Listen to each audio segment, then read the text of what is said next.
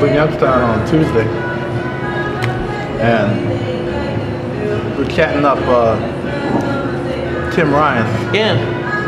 He might head over to Paris and talk to these people to bring them back to Youngstown to set up some stuff, and we're thinking about doing some green farming on this acreage. Okay. Nevertheless, they had tried one project to dismantle a house and do something with it. So I was like, you gotta get with me, Chris. Yeah, right. Ah! Yeah. Dude, he was hanging out with like 3 hours ago. See? I saw him 3 hours ago at Lucky's. Chris Kaius? Yeah! He got his quote right there. Huh? He says, buy, recycle, spec it out. Yeah. APOC, a piece of Cleveland. Create the source. Find the building, put your stuff in. I mean, he's... Yeah, right. Ah!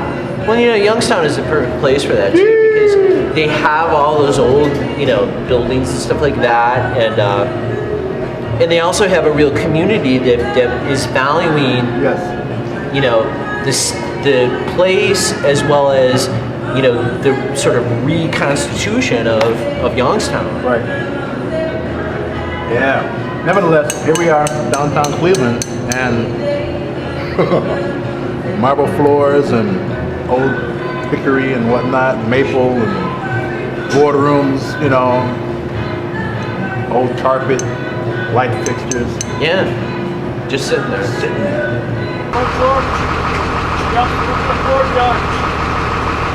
My name's Adam Smith, and my partner Chris Kaius and I own and run Urban Lumberjacks of Cleveland, or we're called ULOC. We're able to hire 5 or 6 folks from the community, and we deconstruct houses.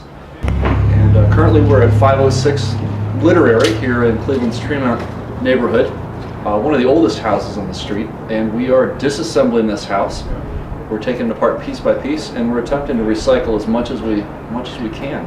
After the bones of the house, when people say this house has good bones, it's usually the wood. Some of the yellow pine you can see up in the floor joists above us is incredibly valuable. They don't make wood like this anymore, believe it or not. If you can look up, this whole ceiling right here, which is actually the floor, the second floor, will be lifted off. We'll set it outside, and our employees will take it apart piece by piece, take out the floor joists, and then remove the tongue and groove flooring above it. Just a word about how you yourself got involved with this work. Well, I'm involved in a group called Entrepreneurs for Sustainability, and I met Chris Kaius and some of his guys from APOC, a piece of Cleveland, and I started volunteering for that group, and just continued volunteering until finally I think they got sick of me, and we decided we wanted to start taking houses down. I wanted to get out of the shop and get into the field of deconstruction. So it sounds like it really started out of a few conversations. Oh yeah, basically the old bar napkin, and we said, hey, we're going to start taking houses down in Cleveland because only a very few other communities are doing this sustainably.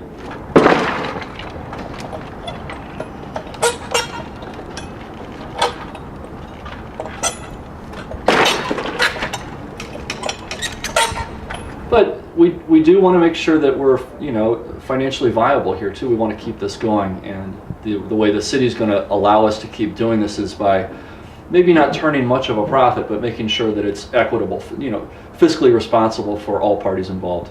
Because it's still slightly cheaper to demolish a house and throw everything in the landfill, but that's not sustainable in any sense of the word. 2 years ago, this is my 15th structure, and 2 years ago, when we very first started out, different business models and deconstruction methods were very labor intensive.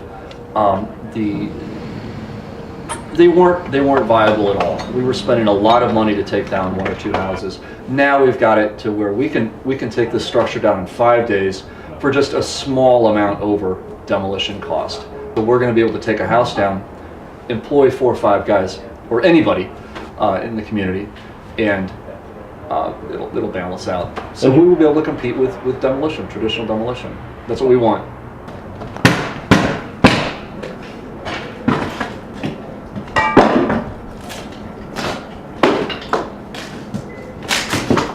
formaldehyde in this wood, and it's all old growth, which means nobody's cutting down new larch or these 15-year-old pine groves, corporate pine groves. This is, it's already been here. The carbon footprint then would be, neutral if not negative if you have a super insulated house, and indeed if you're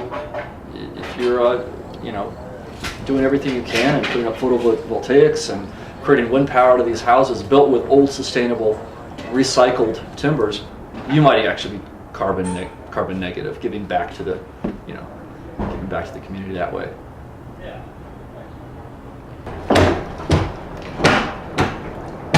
Sandstone foundation, the windows, and a lot of the structure, a lot of the timbers, the dimensional lumber can easily be used, turned right around, and volunteers can use the wood to build greenhouses. Our very first structure with the newly employed guys we got out of Tri-C, we took that apart. That was a 2-story, very long structure that had a tremendous amount of sandstone foundation blocks in it.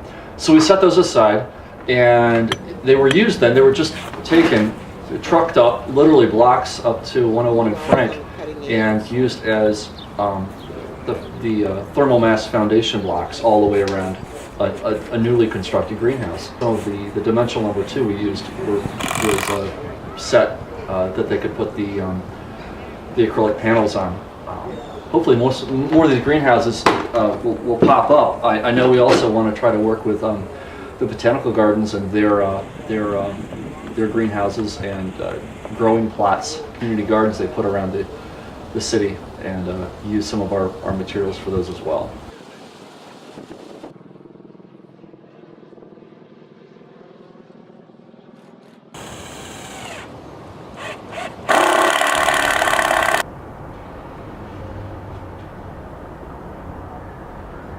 Yeah, what's the weirdest stuff you guys have found? Some of this, like, between the walls or no? An old .22 caliber gun, a grenade. Let's see. We found a variety of mummified animals. Dog. We found a mummified dog, a cat, a rat. This house we found a mouse. So we're kind of going down. I don't know what we're going to get next. Maybe a hummingbird. Is that a difficult thing? I mean, do you sometimes think about the, just the impact that the economic downturns had, and a lot of families, have had to leave? I mean, do you kind of... Quite honestly, initially when like I started this, yes, but now I'm kind of kind of immune to it. I've kind of gotten hardened to it and realized that the economic reality is there's too many houses, there's not enough people, and although these houses do have a history, history can be made in any house, in any home. So these houses need to come down simply from a safety perspective. They are no longer safe to be in the neighborhood. In a way, it's kind of more of a like an honoring of the people that lived here, that care is being taken to preserve and reuse a lot of the elements. I mean, there's something that just seems kind of sad about houses just being loaded off to a landfill. It would be wonderful to see more and more greenhouses, outdoor structures, community gardens built or amended with the materials that we have from these houses. It is kind of a legacy. They've gone from one house to the community. What would be even another great way for the wood, these structures to be used, the foundations block to be used, would be in new houses. That's not going to happen right away. Our economic downturn is we're still in the middle of it. So what I'd love to be able to do is take the wood out, turn it right around, and build new houses. Super insulated,